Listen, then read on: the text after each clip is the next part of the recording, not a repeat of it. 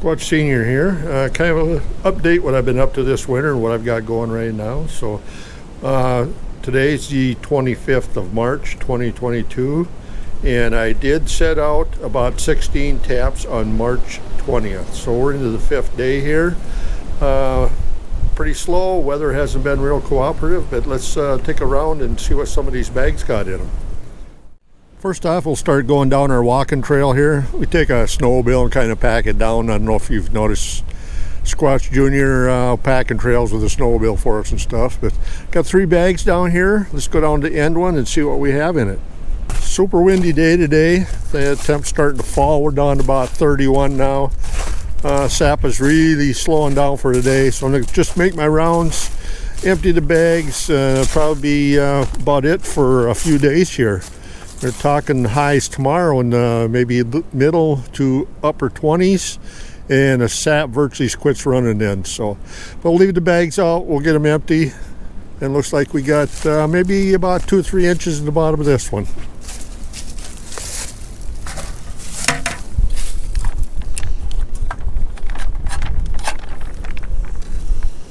Yeah, I'm not sure if you can see it in there, but yeah, we got a little bit. Let's see if we got any dripping going on. A little bit of liquid there, but virtually quit. So we'll get this one dumped and go check another one. Okay, here's the 3rd bag. Looks like about 4 inches in there. We'll get that one emptied and keep going. See if we can see some drips. Pretty slow. I like a little faster than that. We'll probably get a little bit more yet today, but she's slowing down definitely.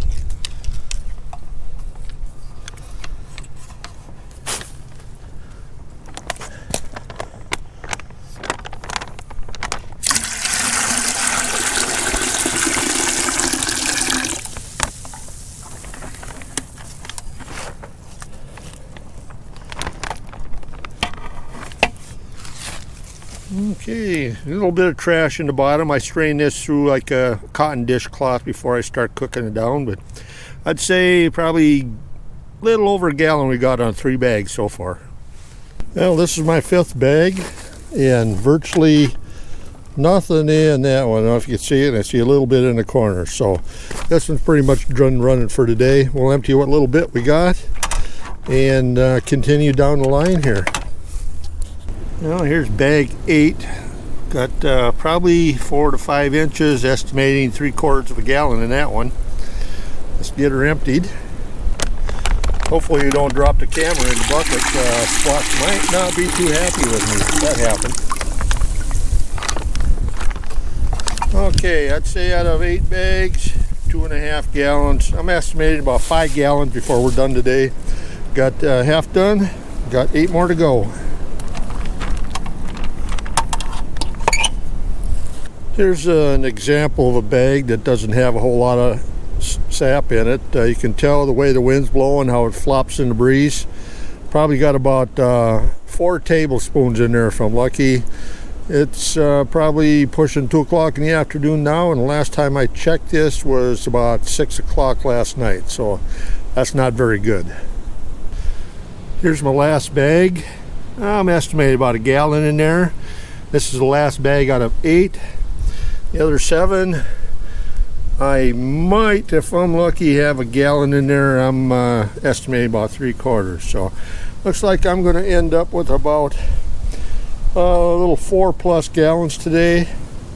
Yesterday I had 9, so we're definitely on the slowdown. So that's kind of an update on the maple syrup collection right now. Haven't started cooking yet. That's still, I want to get some volume before I start that. So let's get on to another project I did this winter. Well, here's another project I got done this winter. It's an early 70s Nordic Ski-Doo, 399 Rotax in it. All original hood, seat, everything on her. For the most part, looked pretty good. It's never had any paint or anything done to it. I'll take a look under the hood here.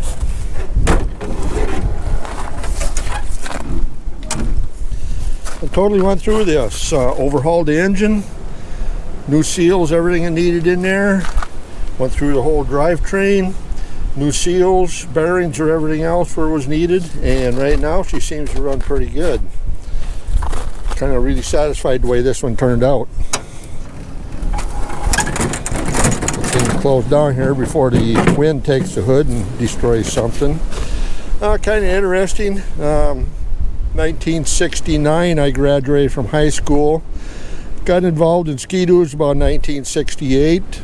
The dealer in the town here had a dealership, and he knew I'd monkey around quite a bit with small engines and stuff. Asked me if I wanted to go to work for him, and I said sure, why not.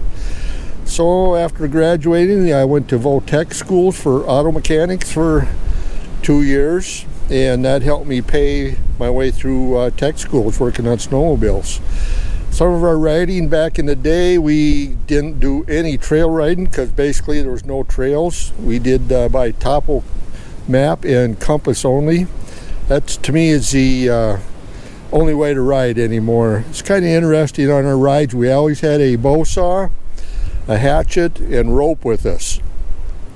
We used to really get some deep snows back then. What we did, if it got really tough going, we couldn't go, we'd tie two snowmobiles together.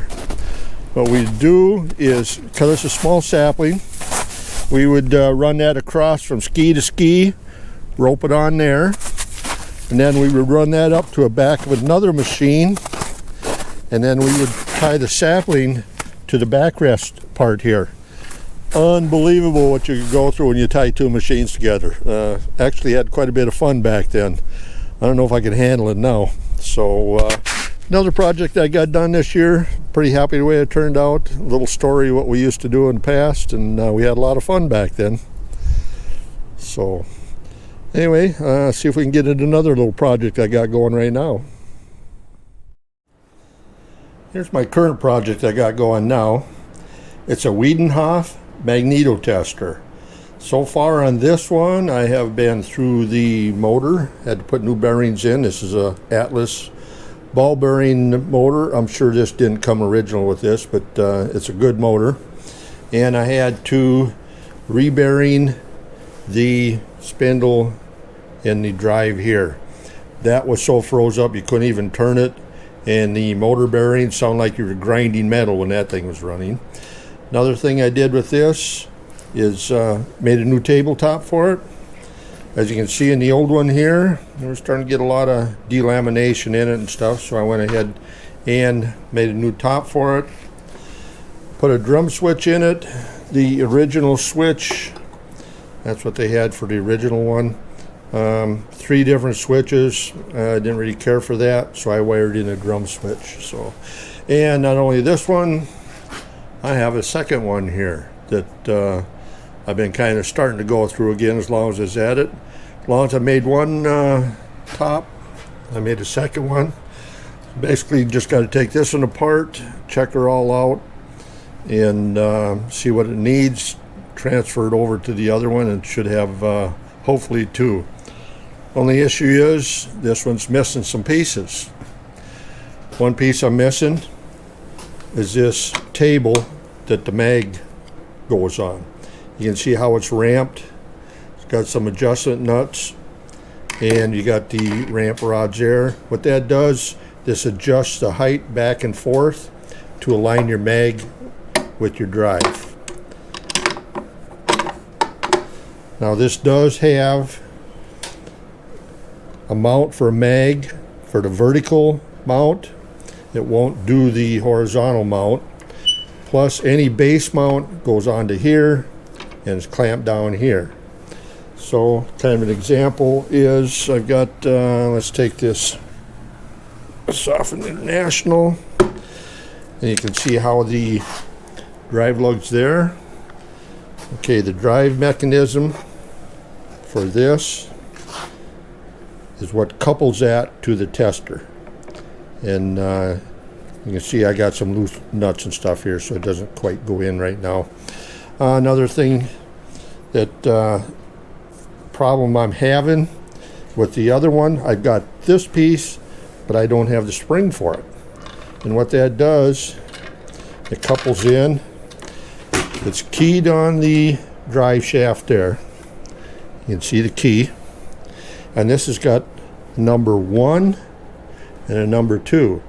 Now, and this piece is keyed. And as you can notice, the drive coupling has a narrow slot and a wide spot. So anyway, what that does, that goes on, spring loaded.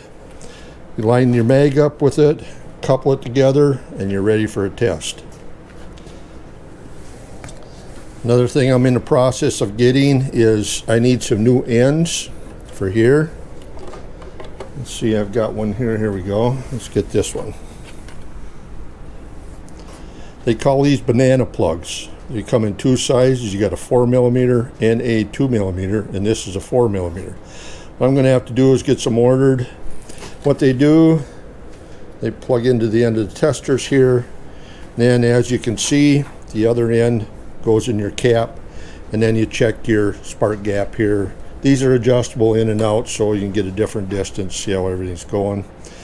Another issue I've had with this, degree wheel does turn, and if you'll notice, this wheel back here has a pointer on it. I've never used one of these. I can't find information how to do it or anything, so if anybody knows anything how to operate one of these, I'd surely be interested in learning about it. Another issue I've had is, we'll get this cleaned off here a little bit, is where the pulleys go on.